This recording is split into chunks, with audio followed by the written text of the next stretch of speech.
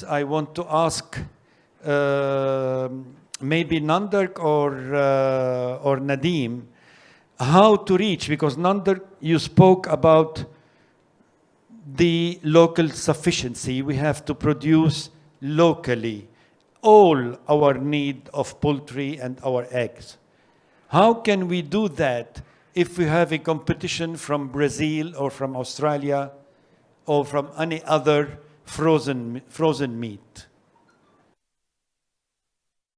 I think that's a good question. I think the shift to food security is something driven by governments in the region, especially in the Gulf states, Saudi Arabia. Saudi Arabia has that strategy, I think, to go to 85% self-sufficiency 2025. I think related to strategic choices as well for being not too dependent on imports. It's a big challenge, of course, to organize that actually. And what we have seen over the years, I think there's been incentives done by the government. I think in terms first of supporting, I think the cost side, the feed side, I think incentives, which is, you know, I showed in the presentation also the high dependence of the relative low supply, of course, of grains and oilseed locally. So if you move more to production in your country, yeah, that's actually, it makes it more expensive because you have to import the feed actually. So I think that part is important, I think, to have support at that side, I think, there. And for the rest, I think, you know, it is, I think it's how this is usually done, I think, is a joint approach by governments and the industry, I think, and then investing in that direction. So that's how I see this developing actually. Yeah. My other question is for mainly Kate, because according of what I have heard now, Tony just came back, and no, because you were saying about the crisis and living with crisis, and Kate was speaking about, let's say, checkpoints or check lines of how to behave when you have crisis. The opposition of the talk of Nadeem, of Tony, sorry for the names, is to, if I can resume it, to adapt to the situation. How am I wrong? Not follow recommendation. Am I wrong, Tony, in saying that we have to adapt and that's it?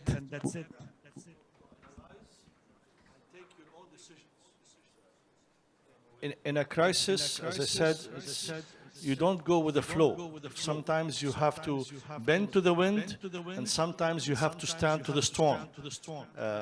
If you just go along with the flow, you are like everybody else. As on our level, as managers in this room, we are here to manage crisis and manage the growth in the crisis. It's not just about, and find the opportunity. Like the problem, the financial situation in Lebanon, actually was an opportunity for farmers to produce because local production was cheaper than imports. So there's always an opportunity, like William said, in crisis, there's always an opportunity for farmers to grow. Nothing can beat local production. Yes, we might have ups and downs, but local production will remain and will grow. This is our belief, our very strong belief. Is now mainly to Nadeem. The question is, how can an industry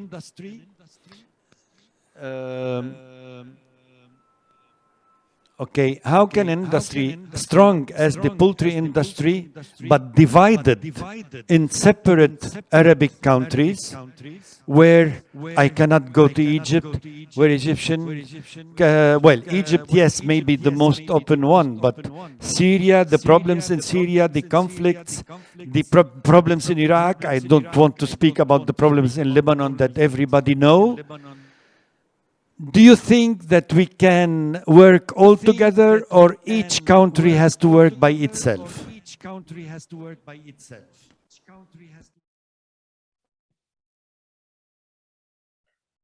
Thank you very much, Hassan. And I think the way the discussion is going is already giving some element of response also to your question. I think the idea, for example, of saying that although we're talking about the private sector and each firm has its own interests and ways of dealing with crisis, the idea, for example, of having a platform for information sharing. The other point that all the speakers made, and certainly the roundtable, on the fact that by showing the public good of your industry, the role in food security, in providing employment, not only to the firms, but also to the small producers, by doing some dynamics in the economic development.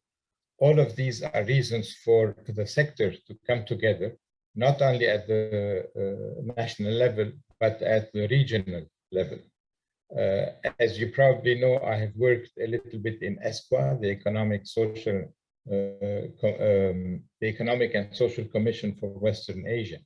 And the main motto there is that by uniting and by having a harmony in the trade, in industry, in labor laws and others between the Arab countries, then there is a benefit for each of the countries and regionally. So definitely, yes, to having more of these messages on what is the public good out of all those private investments. This is extremely important. The making the point of how I won't get into the topic of protection or not. As you know, the poultry has already achieved self-sufficiency, basically.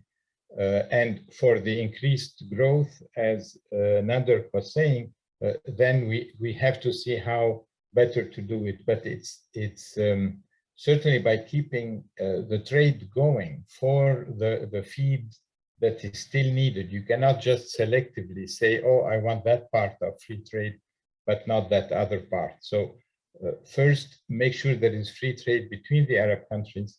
Then make sure that you keep your competitive edge, including through risk management. Again, just elements of the answer, but certainly to support your point of view and the point of view that is coming out of the round table, that there is a very important role in continuing and having a more united sector between the various countries, the various firms. Thank you. So one of the recommendation anyway that I'm going to put in the conclusion is the necessity of being united. I have a question from William. Can I?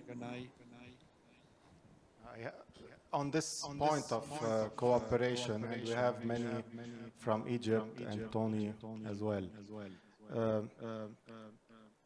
I will just ask a question. Imagine Sudan, land is being grown with crops. Imagine the Nile from Sudan to Egypt, navigable. Imagine these two things together and their impact on a cooperating Arab agricultural and livestock sector. Our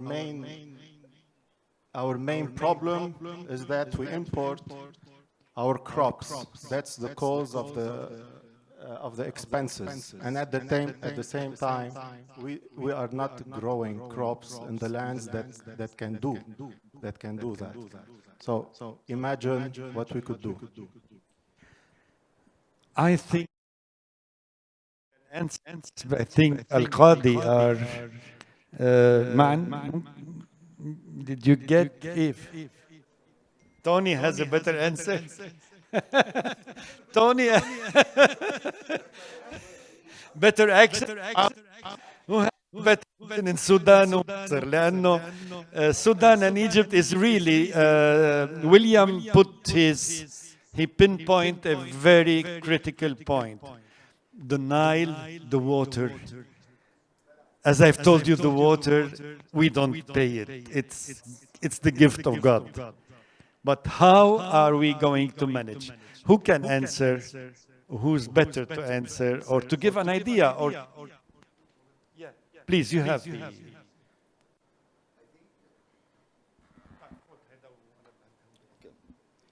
I think there is no one from Egypt or from Sudan can answer that.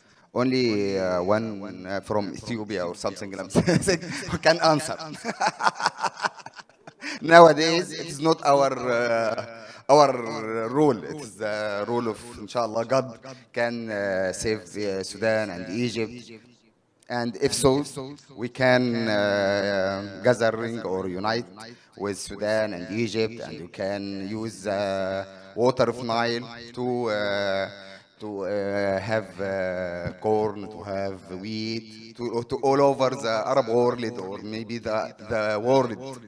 But when it can do, I think no one knows.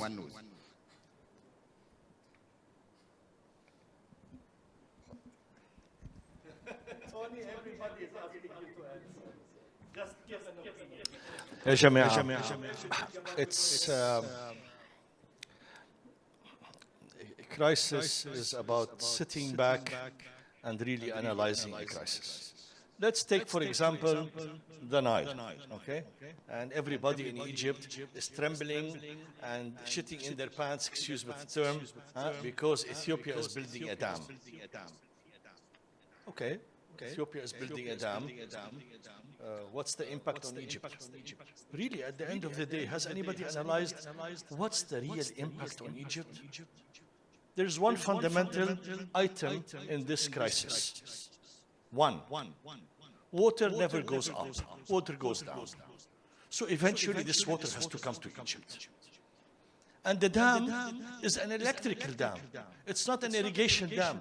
It's only 9.5 kilometers from the Sudanese border. So to produce electricity, you have to release water. Where is the water going to go? Up? No, it's going to go down. Sudan is not going to use it. They can't. Not in the foreseeable future, not in my lifetime. So it's going to come to Egypt.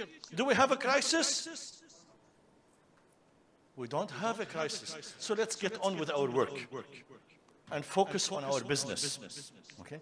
A crisis, half of the crisis is analyzing the cause-effect of the crisis and really defying the norm and not go along with hoga, يعني زي ما بيقولوا in Egypt. Just go along with the flow. No. Okay? That's all. No, I'm discussing something that I'm just giving. I just took this as an example. I know that because I know that the main problem, can I use your words? It's collaboration. If we don't have collaboration between us, water will always go down. That's for sure. Sooner or later, water will come. It will not evaporate. We are anyway evaporating water, using desalinating water, irrigating, and we are over evaporating water, and we are causing also climate change. Because just imagine how much rains we have increased the rains, because we are not only evaporating the Nile water and the rivers, of the water rivers, we are evaporating the sea and the fossil waters. And so we are increasing the clouds. So we are also giving a word. I know that the second generation and the first generation gave a good business to the third generation, but they gave him also a very difficult word. معلش يعني لأنه الشيخ إبراهيم هون, but I'm speaking about that. our third generation, أو شيخ عبد الله عفوا لأنه أنت أشعر, our third generation had a more difficult market than the second generation, first generation. لأنه they have to take care about the ecology, they have to take care about the equilibrium, about the climate, and they have to feed double as much people. With conflicts, with crisis. So, man, I will repeat a little bit. Without collaboration, it's very difficult to reach and to overcome these difficulties. We know that we have self-sufficient, we have to be self-sufficient in egg production. إذا غلطان حدا يصلح لي, please, if I'm wrong. We have to be self-sufficient in meat and egg, but we are never self-sufficient in feed. We are never self-sufficient in drugs, disinfectants, genes, hybrids, genetics, sciences, knowledge, logistics, containers, as Tony has said. Because if we have only one of the marketing chain, one link, one ring of the marketing chain missing, we lose everything. So, but I will repeat it again, collaboration. I know that we have problems to overcome, but it's up to the third generation to do it. We gave them a difficult word, بعتقد.